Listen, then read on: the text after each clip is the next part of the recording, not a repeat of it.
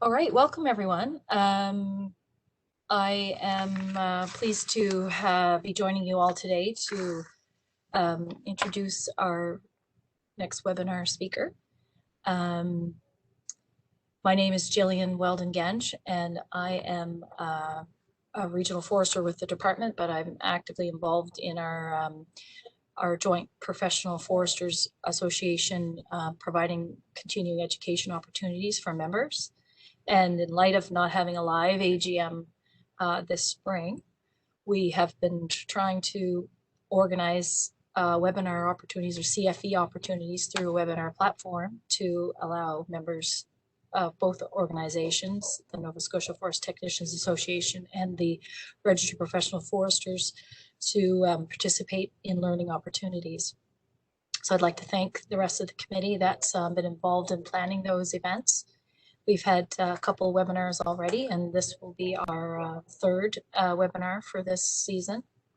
In terms of a record of your participation, we ask that you print a copy of the poster that was used to advertise the event as a record, and keep that for your attendance record if you ever get audited. We plan to host a couple more webinars this year.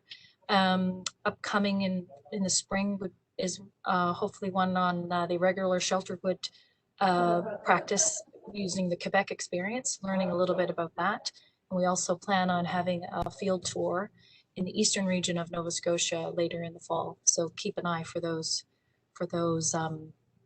organized events.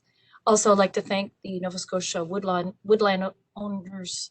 Conference organizers for letting us share this WebEx platform with us.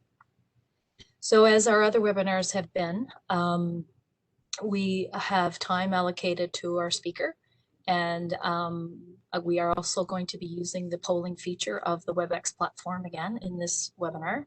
So you will be prompted to answer questions along the way, and we ask that you answer those questions promptly, as it will keep the webinar moving forward. We have an opportunity for questions and answers after the presentation, and you're welcome to use the Q&A box or feature on the right-hand side of your screen to populate for questions and answers. You can put your questions in as the presentation is going, but we will not be reading and answering those questions until the end of the webinar. So also, just as a difference this time around, instead of introducing and giving more information about the two organizations, we provided those on the slides that that you would have seen as you entered into the event. And your feedback on that would be appreciated if you were able to view all the slides, or if they were clearly presented. So at the end of the webinar, there is an opportunity to provide feedback and answer a survey. So if you could give us feedback on that, that would be appreciated, and any other feedback. So I'm going to hand it over to our speaker. I'd like to introduce Gaëtan Pelletier. Gaëtan is the Executive Director of the Northern Hardwoods Research Institute, and he's spent numerous years working with the J.D. Irving Limited, where he successfully held various positions such as silviculture forester, district superintendent, and manager of research and development and continuous improvement. Gaëtan is also Lean Six Sigma and Agile trained and certified. And over the years, he has developed a leading edge practice and management strategies from planted softwood stands to hardwood forest. He has a passion for developing efficient management systems, promoting adaptive management, and designing precision forestry tools to transform knowledge into solutions for practitioners. So Gaëtan, you're welcome to share your screen. And you can start, and I will hand the mic over to you, and you're welcome to lead us through your presentation. Thank you. Well, thank you, Jillian. Can you hear me now? Guessing yes. Yes, sorry, yes, we can hear you. Well, thank you for the invitation. We tried to do this last year, and you know what happened, and it changed everything. So we're glad that you still wanted us to make a presentation today, and we hope you'll get some value out of it. So I want to start right away with a poll. So we'd like to poll the audience and see where you think you are as far as being ready to attack adaptation to climate change.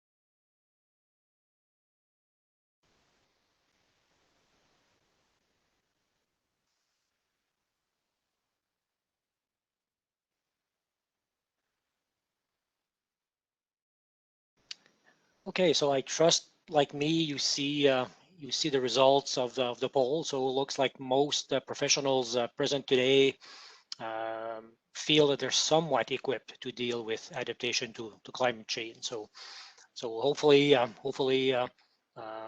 we'll improve that rating of yours by the end of this presentation. So I think I have to close something here. Okay, so when the organizers asked me if I was willing again, they asked me what is it that I was going to say, and really what I thought the objectives would be. Like I'd like to help demystify and de-hype adaptation to climate change a bit. We hear a lot of it, a ton of it lately, and the other objective I have is to really raise enthusiasm for people who do silviculture to really understand and realize that they are the solution. And then there's also one that's a bit more controversial, and I understand what's happening in Nova Scotia today.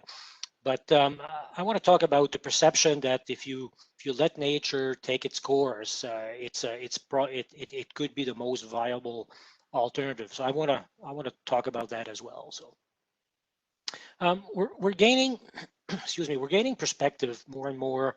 A lot of research, a lot of synthesis of information about what the impacts are, and I'm using Anthony Taylor's paper from 2017 as an example, and depending on RCP scenario that you want to look at, and nowadays what used to be 15 years ago, maybe the worst case scenario 8.5, it seems to be the status quo now, baseline. So depending on what scenario you look at, there's predictions short term, midterm, and long term on the impact of the changing climate on species. And on the left, excuse me, on the left we see hardwood species, and the graph represents a departure from the baseline today, and an upward trend means more occurrence, more proportion, more of that species, and a downward trend indicates a reverse.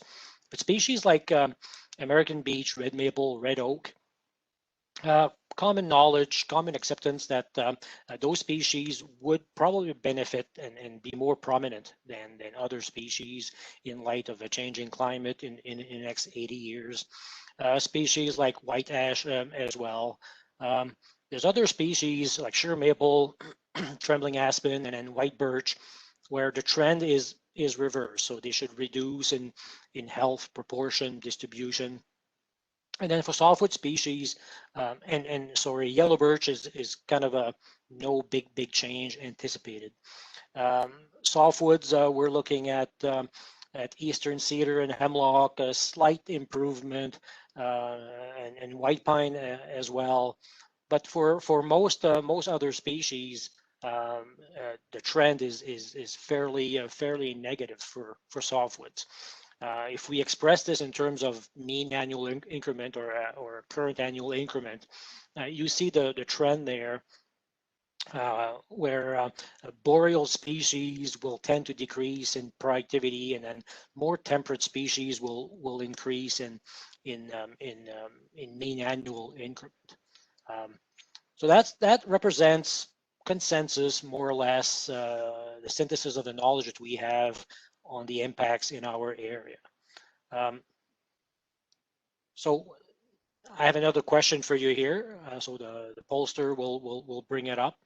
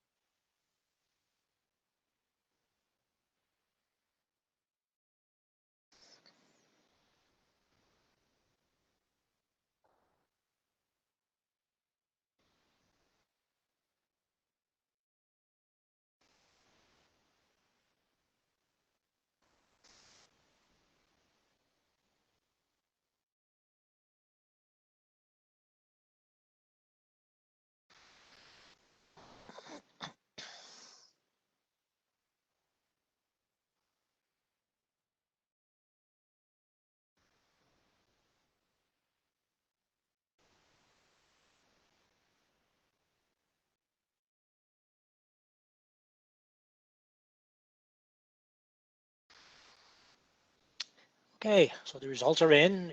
Interesting. Seems like the majority, about half of the people are guessing that not necessarily what's happening, what's predicted as far as change in species, the proportions and presence is not necessarily good for hardwoods, and I tend to agree with that conclusion. And my reasons are, there's obvious potential risks for species of commercial importance today. Fir, we know, the spruces, but sugar maple seems to be forecasted to be one of the most impacted. And then there's a few odd things there. Like we saw white ash is forecasted to do better, but then it's a moot point because of the emerald ash borer. So I call that adding insult to injury. And butternut the same way, with the butternut canker. But also there's a quite a dramatic increase forecasted in proportion and presence of American beech and red maple, and here we call them interfering species because they interfere with sugar maple and yellow birch and compete for the same ecological niche. And but also there's potential opportunities. Red oak is forecasted to do better, white pine as well. And then yellow birch has the potential to be the filler. So what we lose for sugar maple, the niche may be taken a little bit by yellow birch and white spruce and cedar and hemlock. And I want to emphasize one point: is all what's being discussed today, all the research is around what's forecasted to happen to the species. But generally speaking, every researcher is doing it in absence of adaptive silviculture. So so if we don't change anything, here's what the trends are. But that certainly is not what we're advocating. And I always talk about this is we have to be practical, and if you believe, and this is kind of the most simplistic and inaccurate math you can have, but you've heard Anthony Taylor say that 80 years from now our climate in around Fredericton could be equivalent to the climate today around Philadelphia or Northern Virginia. So if that's true, it's 1,200 kilometers away as the crows fly, and it means the climate is changing about 15 kilometers per year. And then if you understand, if you believe that trees only migrate at the rate of about a couple hundred meters a year, it will take the trees from that zone, like loblolly pine, it will take them about 6,000 years to get here. So I'm just using this to make a point: is it's not realistic to start adapting today by favoring species that are doing well way down south from us, because there's a ton of issues with that. So we're talking about the concept of adaptive silviculture. There's two elements to that. The first element is the adaptive part. So adaptive is you look at a problem, you put your objectives forward, you look at alternatives, you pick one or a few, you implement them, but most importantly, you set the stage for evaluating those alternatives and then changing once you realize that the trajectory may have changed. The other element is silviculture, and like it's the art of manipulating, managing forest stand to achieve objectives. I'm a big advocate of stating your objectives for your woodlot or your forest up front, and I'm a very firm believer of framing the silviculture treatments we do in a broader structure, right down to silviculture systems. So what we're advocating is adaptation to climate change for our forest is not a discipline by itself. It's all about two things. It's about silviculture. So what do we do to a forest? What actions do we do to a forest to achieve desired outcomes? And it's based under a framework of silviculture systems and a very strong foundation in regimes. And the fact that the climate is changing is just one variable that we throw at the mix. And the other piece is, as I mentioned earlier, adaptive management. So because of that, if we embrace the concept of adaptive management, then we can start tomorrow. We don't have to wait for all the uncertainty to be gone. We can continue managing. We can continue what we're doing, but set it up so we can learn and change quickly if we have to. And at least in New Brunswick, I find that foresters often don't talk about silviculture regimes. We're too quick to talk about treatments.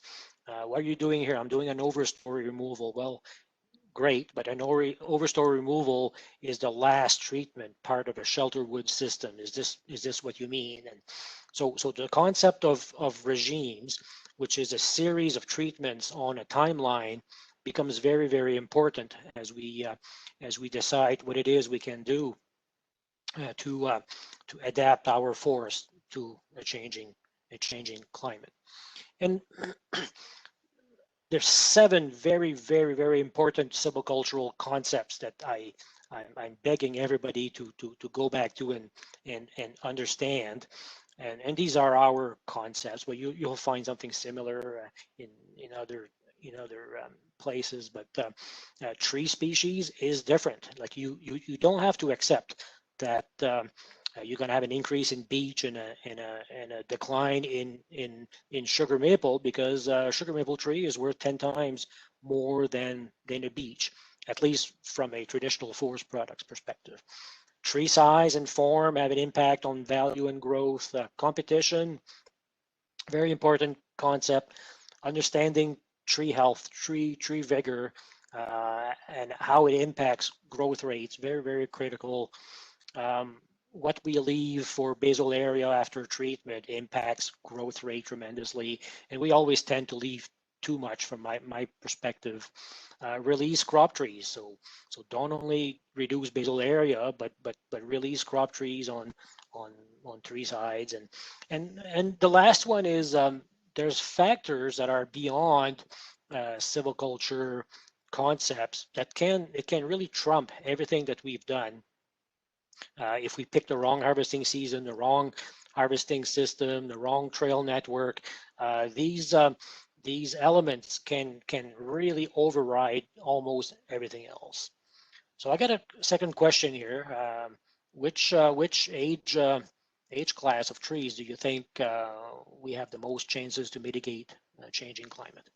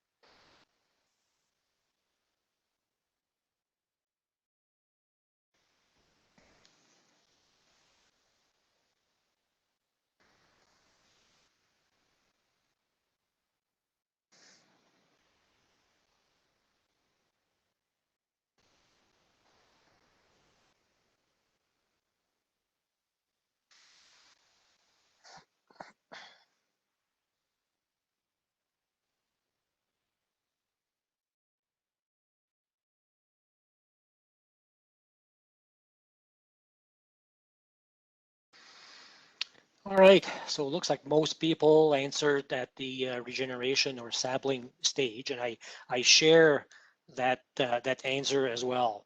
Um, what we find, at least at the very least, for hardwood species, by the time a tree has reached 20 centimeters, there's not much you can do to improve that tree or change its health status. You can maintain a trend and whatnot, but really it's the regeneration and most of the sapling stage where you can have the most impact. And we show this pyramid of silviculture, and we do that so we can talk about the priorities of what silviculture actions and tasks you can undertake. But at the very bottom of the pyramid, at the foundation, reducing the risk of losing value on crop trees, regenerating the desired species mix, and then improving quality of crop trees and improving growth are really the most important.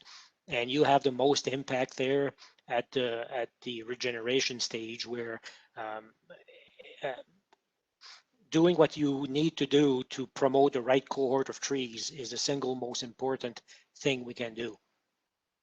Um, and I'm illustrating this here. This is a research that we've done here at the Institute, a big retrospective study.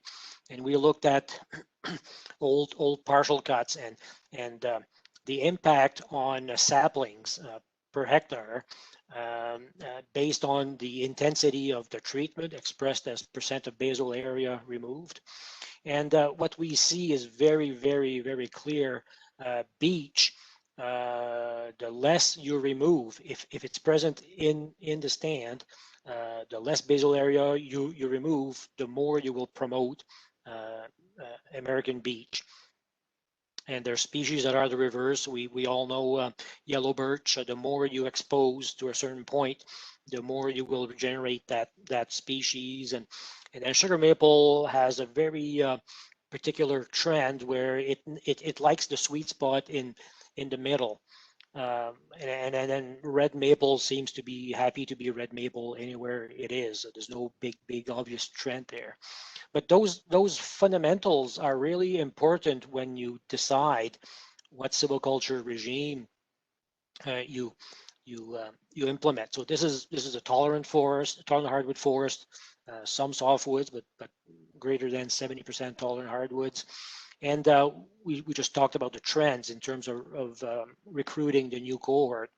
And what that means concretely is if you practice uneven age management, the selection cut system, for example, well, if you have beech, you're going to be in trouble. If you want to promote sugar maple, it may not be the best silviculture system. Then we have at the other extreme, if you're interested at getting a lot of yellow birch and keeping some sugar maple, but really discriminate against beech, even age silviculture will achieve that. But by and large, the biggest area is right in the middle here, and we call it two-age extensive. People call it irregular silviculture. And that's where we think there's a lot of options, and I'm kind of happy to see what's going on in Nova Scotia with your new guidelines and how to treat the matrix forest and whatnot. And I see that the irregular silviculture is becoming prominent. And I heard this morning that you're looking at Quebec, who have been doing that for a long time. So that's great. The other piece about adaptive silviculture is the adaptive management part, and it is not a new concept. It's been around for probably 4 or 5 decades, and it fits really well where you have high uncertainty about the outcomes, but you also have a high degree of controllability, and that framework works really well in that space. And Really, it's not very complicated. You assess the problem, you decide how many solutions you want to explore, you implement one or two or several, set it up as a, you set the stage so you can monitor and then change your mind as you see some results. You evaluate effectiveness, and then if you're not happy, you can readjust and do the cycle over again. And it's been documented in recent history here that this really works well with adapting our forest in light of a changing climate. And the Americans have done a ton of good work on that under the leadership of the United States Forest Service. I got a reference there. You should check it, but it really talks about that. How do you go about implementing your adaptive silviculture? And when we look at joining silviculture with adaptive management, and we call this adaptive silviculture, well, how do you implement it? It doesn't have to be complicated. Everybody is familiar with ecosites and etotopic grids, and I think you guys, you folks have it down your way, and I'm very familiar with ours here. So you can use that and then predict what will be happening at a regional scale, and that's very important. A changing climate at the regional scale. Once you have those predictions, and you can see what's going to happen, and one stressor event like increase in temperature can be good in some places, but bad in other places. Same thing with increases in precipitation. Where I am, precipitations are forecasted to increase in the next 80 years, and not in a linear trend. More severe events, and but general trend towards increases in precipitations. Again, depending on which ecosite you are on, if you're on a very rich and dry ecosite and precipitations will increase, that's a good thing for a species like sugar maple. But if you're on a ecosite that is already kind of wet or at least moist, like a ecosite 7, it is very good for sugar maple today and yellow birch. But if it gets wetter because there's more water available in the soil, then it gets bad for some species. So you have a framework you can use to address that, and understanding those impacts, then you can decide which pathway you may want to consider. And there's 3 big ones: increasing resistance, increasing resilience, and then promoting transition.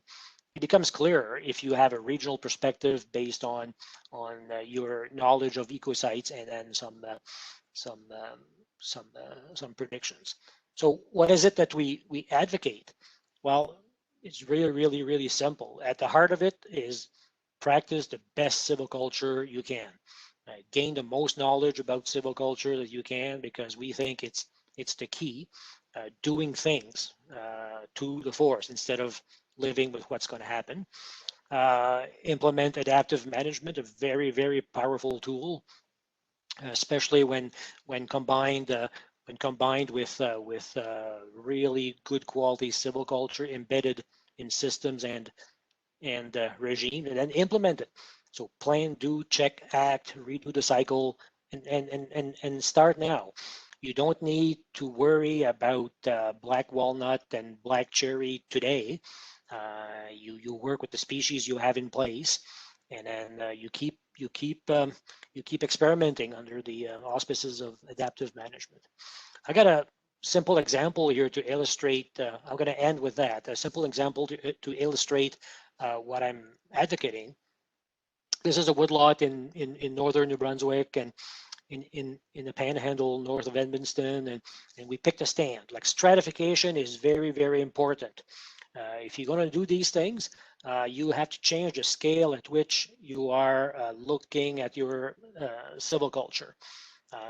If you have a woodlot, it's not likely that the whole woodlot, the whole 100 acres, will be the same. So stratification, changing the scale at which you look at things, very, very important.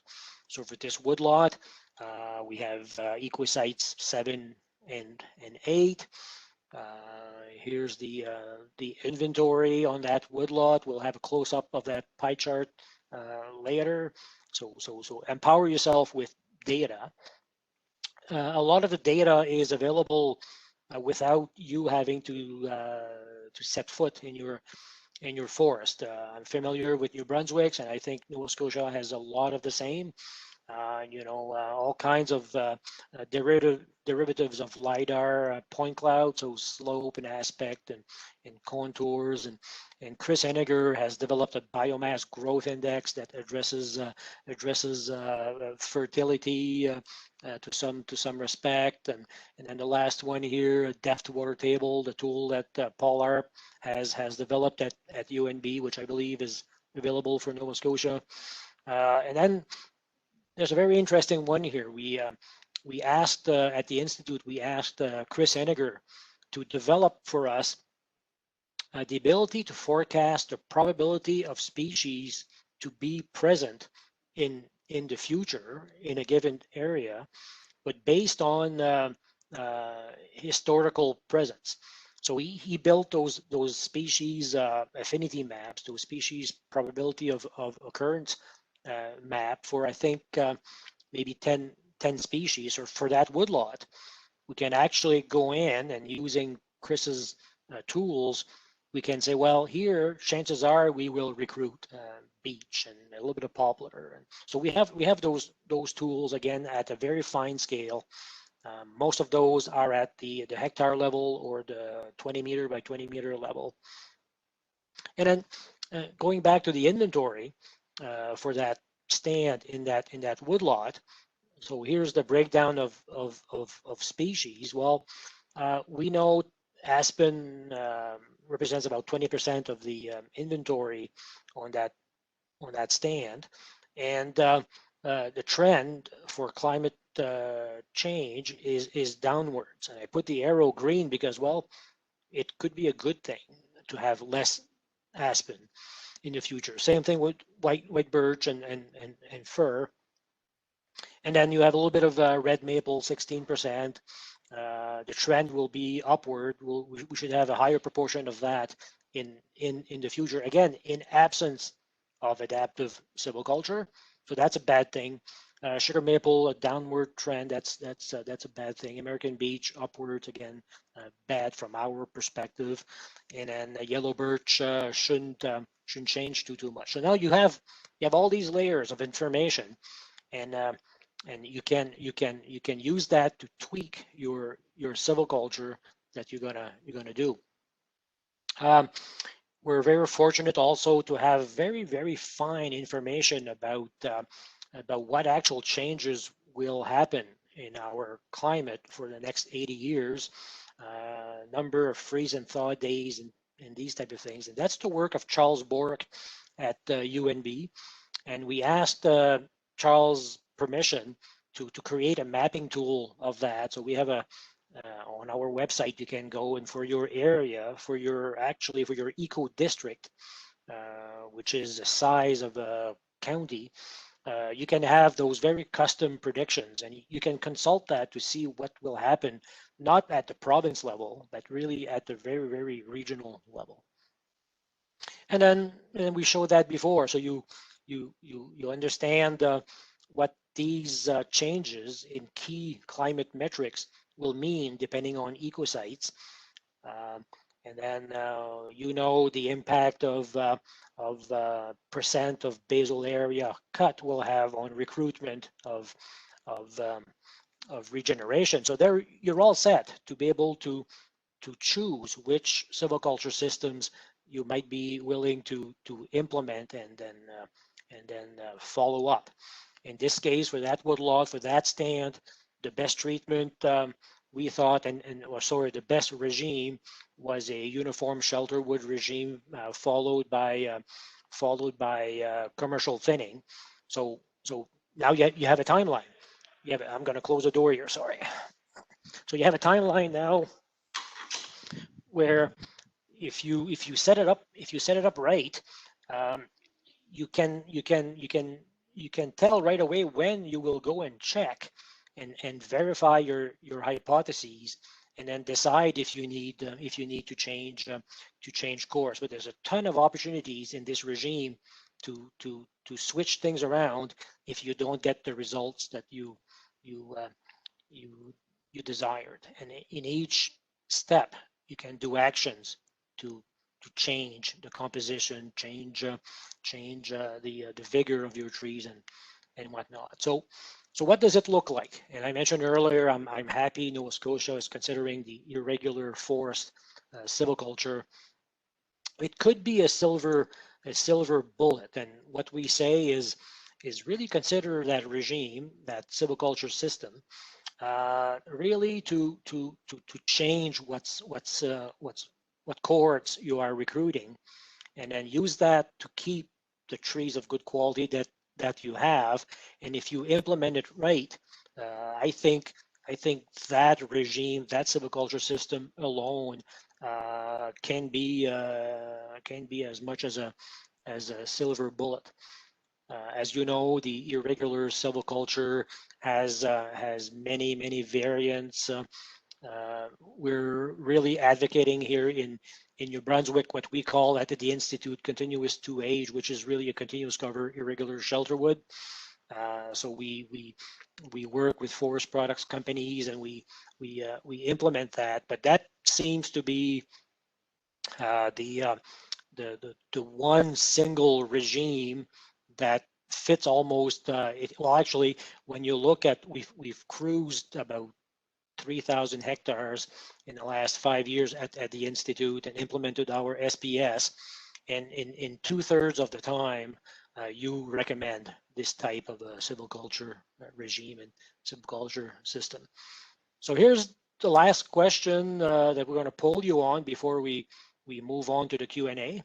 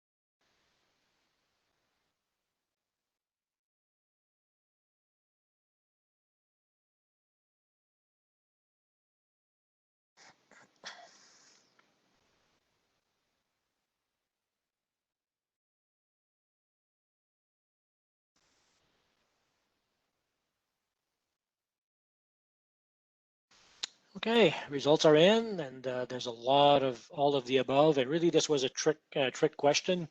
Any combination, it was right. It was really meant to make practitioners think a bit. But certainly, what we advocate is maybe the precautionary principle, and maybe let nature decide how it adapts to the changing climate. It's not a bad thing, but there's so many consequences associated with that if we decide not to actively manage according to very specific objectives and values. But really, this was a kind of philosophical question. So I'm at the end of the formal part here. And I guess it gives us about almost 20 minutes for questions. Yeah. Great. Well, thank you, Gaetan, for sharing that with us. I guess I would ask people who have questions to type them into the Q&A box on the program or on your page on the right-hand side, and I will read them out to you, Gaetan. You can respond to them, and as I mentioned, if we don't get through them all, we'll follow up. depending on what questions come in. So there is one here that's come in, and it's tactically, what are some ways recommended to increase site productivity? Yeah, so that's a good question, and there's things we can do. Like you cannot easily change the nutrient regime, as you know, and but on some eco sites, a change in precipitation may change that productivity. But the area where we can influence the most is by implementing harvest-based silviculture. So again, those 7 key concepts that I talked about. So if we go in and we promote vigorous trees and we promote the species that grow the most and have the most value, that's the way we can change the productivity of a given site. And a lot of foresters don't really like to hear that, but if you're managing for timber mostly, and there's a lot of reasons why you would manage for a ton of values, including habitat and biodiversity. But if you're interested at managing, one of your top priority would be timber. You got to pay attention to the maximum size of trees you want to maintain. And there's real clear evidence throughout the whole northeastern part of North America where once a shade tolerant tree has reached 45 centimeters, it's not growing as much anymore. It's losing value, it's losing product. So just managing tree size is one area where you can really address productivity. Thank you. Okay, we'll move on to the next question. It says, where do we find the information on local climate changes predictions? Is it on your website? There's a link off our website, but it's only for New Brunswick. But it goes right on the border of Nova Scotia. So I'll supply it to the organizers, and we can share that around after the fact. But if you go on the website of the Regional Service Commission for the Northwest in New Brunswick, that's where it is hosted. It's interactive. You can have access to those charts like I showed, but you can there's a map tool, so you can actually pick one eco district and you can have all the indicators current, and then I think it's in 10-year increments according to one of the scenarios that you want to see. I imagine Charles Bork has all the material and the content that is necessary to do Nova Scotia as well. We didn't go there, but if there's interest, I could check into it. Okay, well, maybe that's something we can follow up on. I'm going to put a star on that one. Okay, the next question is, it might be a little difficult for you to answer because I know most of your work is in New Brunswick, but does the Hardwood Research Institute do any of the irregular silviculture that you're speaking about in Nova Scotia? Have you done any of your research in Nova Scotia? We started, and there's a couple of people present today that have asked us to go and have a look in mixed wood stands and hardwood stands. And the preliminary exploration that we've done is at least in the northern part of the province, what I call northern, but maybe you call it eastern, but around between Truro and Amherst and northwards, we see the same trend as in New Brunswick, where continuous cover irregular shelterwood probably could be the dominant silviculture system and the regime there. So we've been asked by 3 or 4 different entities to start looking into it. So if you stay tuned, within a year, you may have some examples that you could go and visit with the landowners. Okay, thank you. Okay, we'll move on to the next question. As a trend, it seems summer droughts will be exacerbated with climate change. Is there harm in managing sugar maple during these times?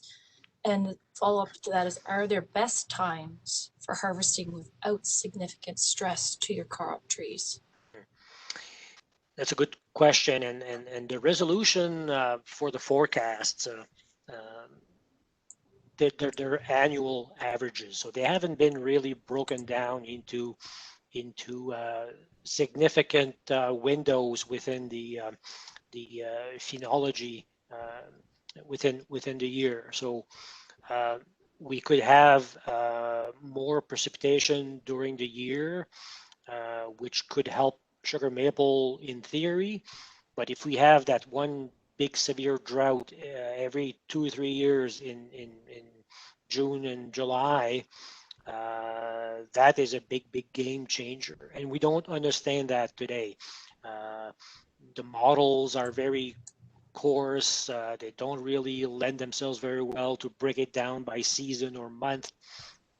But that is a very interesting issue, very important issue where and it is where adaptive management will really be the way we can answer that. And that's what we're advocating with the landowners that are talking to us in Nova Scotia is let's do a bunch of side-by-side comparisons so we can watch those actual micro region phenomenons and but certainly what we've seen in the province of Quebec, severe droughts are very detrimental to sugar maple, and it trumps any other factor.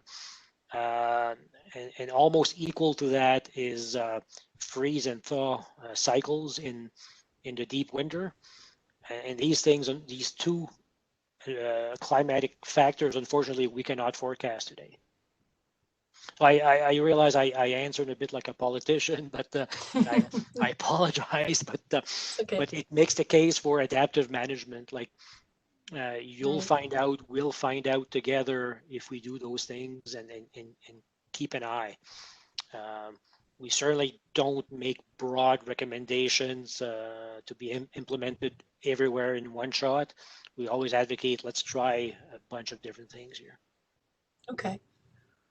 All right. Okay, the next question is regarding mixed wood and softwood stands, but what about promoting a greater hardwood composition in those stands to have greater amounts of leaf fall contributions of organic matter each year? Is that one way, maybe to, in those mixed wood and softwood stands, could you, I guess someone's suggesting an idea of trying to improve the hardwood composition so you'd have that leaf fall that could contribute to a higher productivity possibly?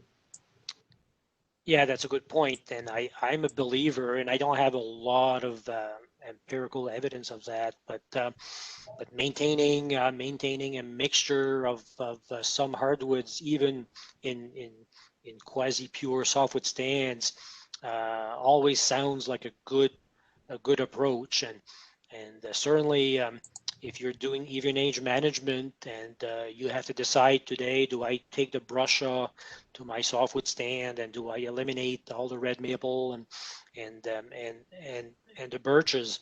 I think we should think, and then again, under the principles of adaptive management, implement different variants. But personally, I think it is one way probably to keep a site productive in the future in light of the forecast of the softwood productivity, generally speaking, going down. So I think it's worth considering. The other factor too is commercial thinning. Commercial thinning really is a fabulous tool to increase health of your crop trees, therefore resistance. It's a great tool to promote resilience by choosing the trees you keep as crop trees and which ones you cut. So that also on top of keeping mixtures, implementing commercial thinning is a very valuable solution to pursue. Thank you. The next question is on your graph that shows the regeneration by removal levels. Is sprouting, suckering, regeneration included? And did you include established regen only or any size seedling? Yeah, so this includes all propagation methods. I'm going to try to get back to that slide here. So the study looked at what was there like 20 years after, and it did look at any propagation method, so seedlings, but also sprouts. So we didn't tease it out. Okay. We could. And I know for some landowners in Nova Scotia, recently we've had conversations about that. If you do commercial thinning, which we are advocating, in some cases there's experiences where vegetative propagation, like stump sprouts, has been prolific, and so we need to look into that. But no, sorry, this graph doesn't pick them apart. Okay. Okay. Thank you. Okay. The next question is around the reference of the SPS 2.0 system. So we're not familiar with this system. Can you comment on how applicable it might be in Nova Scotia setting? Yeah, so you'll have to forgive me for tooting our horn here and making a pitch, but Yeah. we work really hard at that in the last 8 or 9 years, and the big value of it, I think, is the framework. Like you can go at any scale within that system, and you can customize it if you want for your own region. I think it's very solid from that perspective. It may not be always accurate everywhere in the East, but I've looked at some of the work that you're currently doing and the guidelines that you're currently doing, and the first thing that came to mind was, gee, the people in Nova Scotia, maybe if they looked at what we have, maybe there's things that you could use to strengthen your strategy today. And I'm talking about mostly how to implement the treatments. We are very prescriptive, sorry, and how to verify if you met the objectives, and those elements I did not see in your current guidelines that you have drafted. Like we can actually yank a page out of our SPS and give to the machine operator, and you have almost a work order. So our SPS is really in many tiers, right from the big silviculture concepts right down to talking to the operator. So I think there's value at least to look into that. Not so much the accuracy of the content and if it applies everywhere, but the framework, how to implement silviculture, I think there's value there. Yeah. What does the SPS stand for? Silviculture prescription system. Okay. And it is exactly that. It is very prescriptive.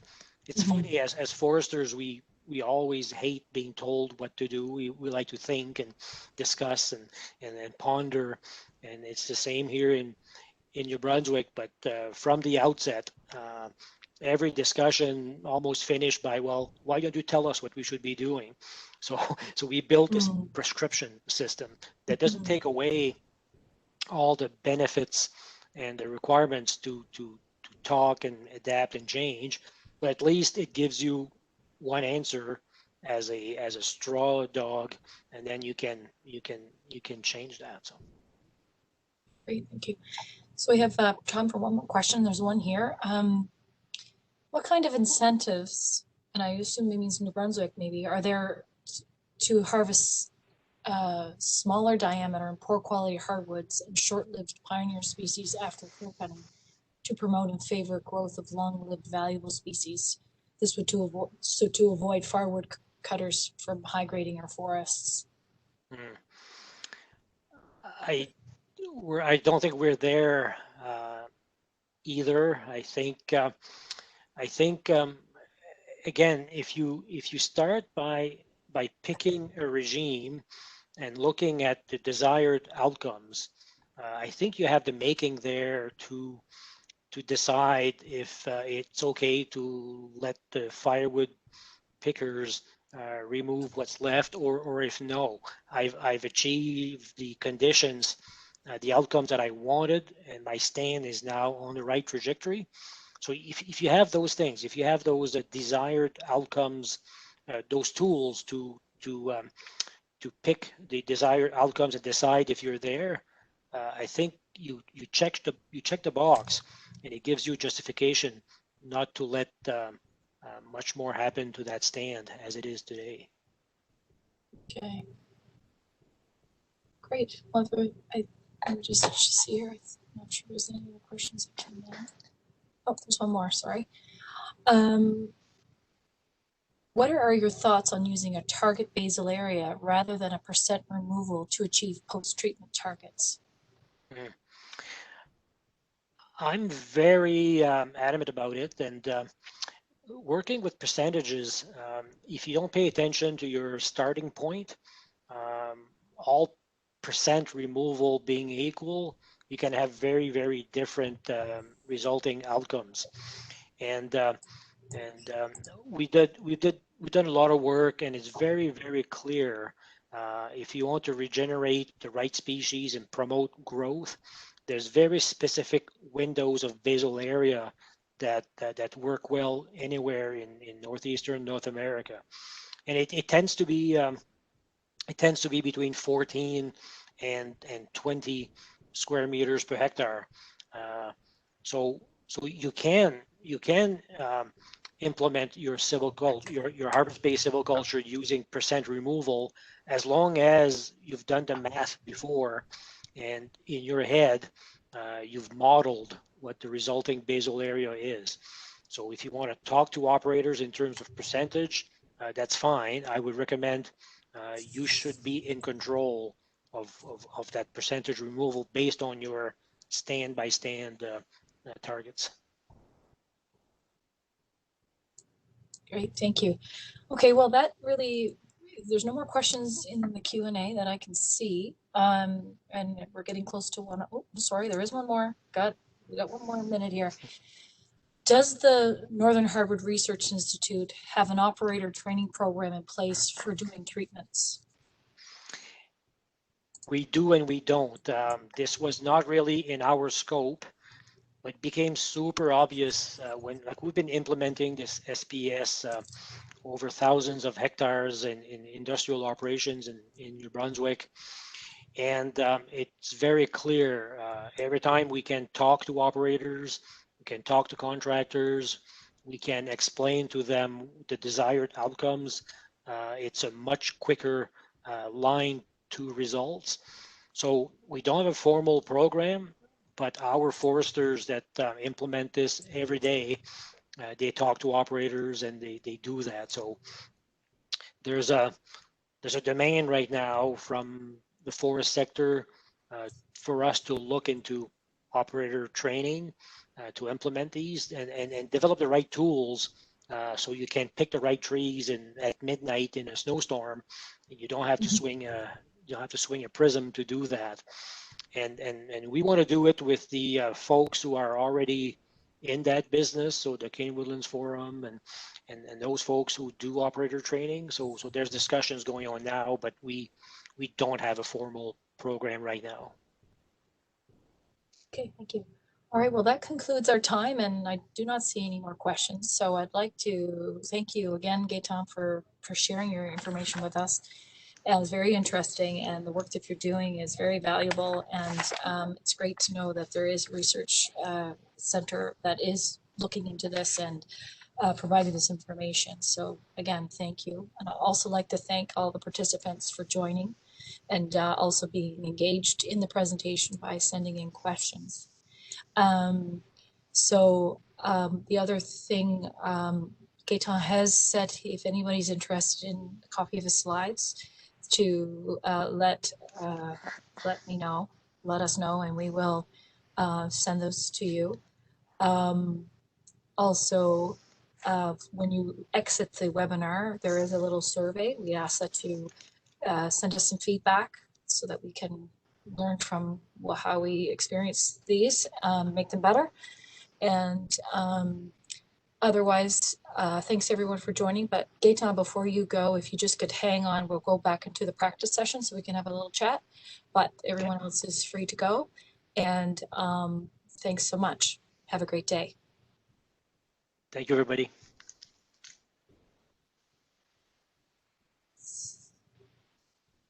So I'm hoping, Liz, you can fire us back into that practice mode. You're there.